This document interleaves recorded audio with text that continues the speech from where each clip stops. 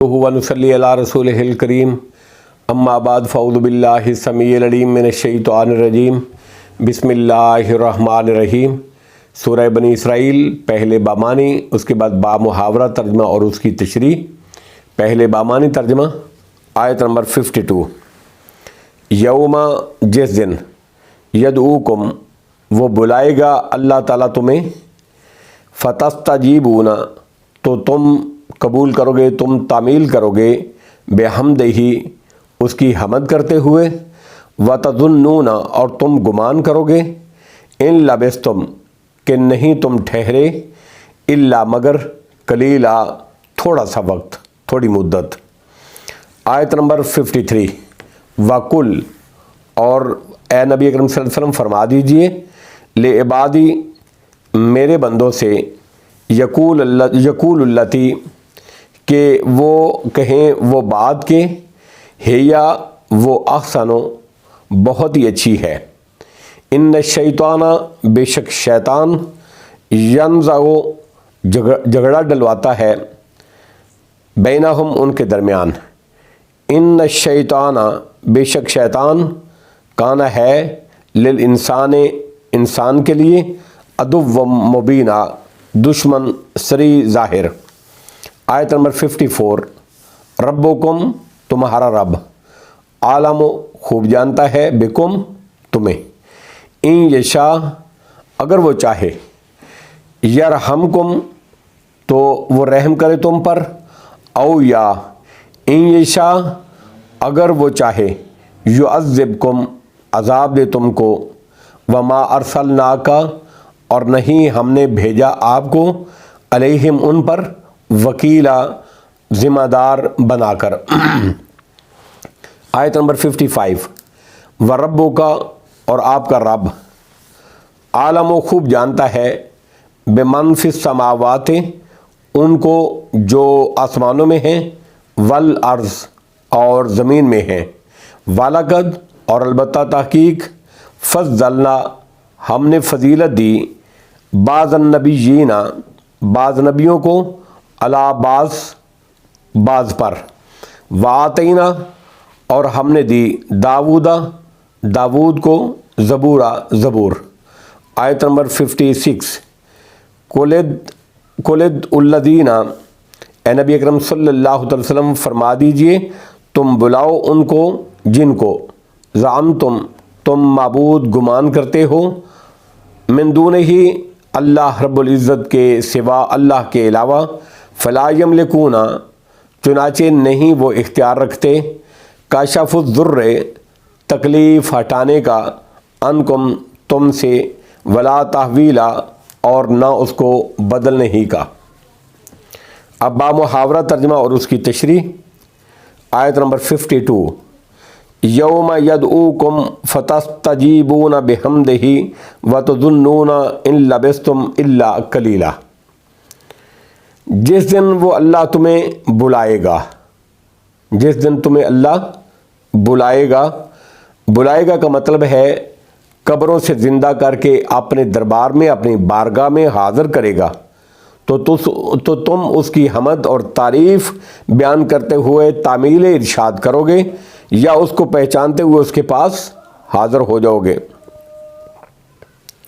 فتستجیبون بحمدہ وتظنون ان لبثتم الا قلیلا، تو تم اس کی حمد کرتے ہوئے تعمیل ارشاد کرو گے، وتظنون ان لبثتم الا قلیلا، اور تم خیال کرو گے کہ بس تم تھوڑا عرصہ ٹھہرے ہو، یعنی وہاں یہ دنیا کی زندگی بالکل تھوڑی معلوم ہوگی۔ سورۃ النازعات کی آیت نمبر 45 میں اللہ نے فرمایا، کأنہم یوم یرونہا لم یلبثوا الا عشیۃ او ضحاہا، یعنی جب قیامت کو دیکھ لیں گے تو دنیا کی زندگی ان کو ایسے لگے گی گویا اس میں ایک شام یا ایک صبح رہے ہیں۔ اور اسی بات کو اللہ نے دوسرے مقامات پر بھی بیان فرمایا ہے۔ مثال کے طور پہ سورہ طٰہٰ کی آیت نمبر 102 سے 104 میں، سورہ روم کی آیت نمبر 55 میں، اور سورۃ المومنون کی آیت نمبر 112 سے لے کے 114 تک۔ بعض کہتے ہیں کہ پہلا نفخہ ہوگا تو سب مردے قبروں میں زندہ ہو جائیں گے. پھر دوسرے نفخے پر میدان محشر میں حساب کتاب کے لیے اکٹھے ہو جائیں گے. دونوں نفخوں کے درمیان 40 سال کا فاصلہ ہوگا، 40 سال کا عرصہ ہوگا، اور اس فاصلے میں ان کو کوئی عذاب نہیں دیا جائے گا، وہ سو جائیں گے. دوسرے نفخے پر اٹھیں گے تو کہیں گے افسوس یا لیتنی، افسوس ہمیں ہماری خوابگاہ سے کس نے اٹھایا. اور سورہ یاسین کی آیت نمبر 52 میں اللہ نے فرمایا کہ وہ افسوس کریں گے کہ ہماری خوابگاہوں سے ہمیں کس نے اٹھایا. پہلی بات زیادہ صحیح معلوم ہوتی ہے. آیت نمبر 53 وَقُلِّ عِبَادِي يَقُولُ الَّتِي هِيَ أَحْسَنُ، اے نبی اکرم صلی اللہ علیہ وسلم میرے بندوں سے فرما دیجئے کہ وہ بات کہیں، بات کریں تو اچھی کریں، احسن کریں. یعنی آپس میں گفتگو کرتے وقت زبان کو احتیاط سے استعمال کریں، اچھے کلمات بولیں، احترام کریں. اسی طرح کفار اور مشرکین اور اہل کتاب سے اگر مخاطبت کی ضرورت پیش آ جائے تو ان سے بھی مشفقانہ اور نرم لہجے میں گفتگو کریں. ان الشیطان ینزغ بینہم ان الشیطان کان للانسان عدوا مبینا، بے شک شیطان ان کے درمیان فساد ڈالتا ہے. زبان کی ذرا سی بے اعتدالی سے شیطان جو تمہارا کھلا دشمن ہے، ازلی دشمن ہے، تمہارے درمیان آپس میں فساد ڈلوا سکتا ہے، یا کفار اور مشرکین کے دلوں میں تمہارے لیے زیادہ بغض اور عناد پیدا کرتا ہے.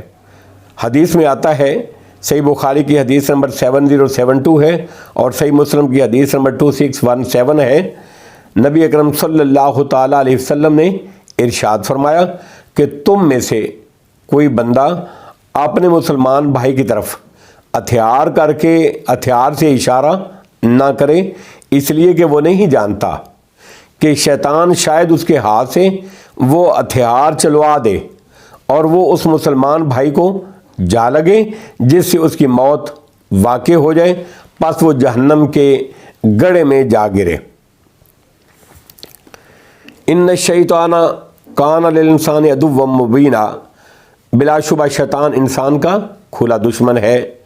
آیت نمبر 54 ربکم اعلم بکم، تمہارا رب تمہیں خوب جانتا ہے، بہت بہتر جانتا ہے. ان یشاء یرحمکم او ان یشاء یعذبکم، اگر وہ چاہے تو تم پر رحم کرے اور اگر چاہے تو تمہیں او یعذبکم یا تم کو عذاب دے. وما ارسلناک علیہم وکیلا، اور ہم نے آپ کو ان پر ذمہ دار بنا کر نہیں بھیجا. آپ ان کو ضرور کفر کی دلدل سے نکالیں، ان کو توحید کی دعوت دیں، یا ان کے کفر پر جمے رہنے پر آپ سے باز پرس نہیں ہوگی. آیت نمبر 55 وَرَبُّكَ أَعْلَمُ بِمَنْ فِي السَّمَاوَاتِ وَالْأَرْضِ، اور آپ کا رب ان کو خوب جانتا ہے جو آسمانوں اور زمین میں ہے.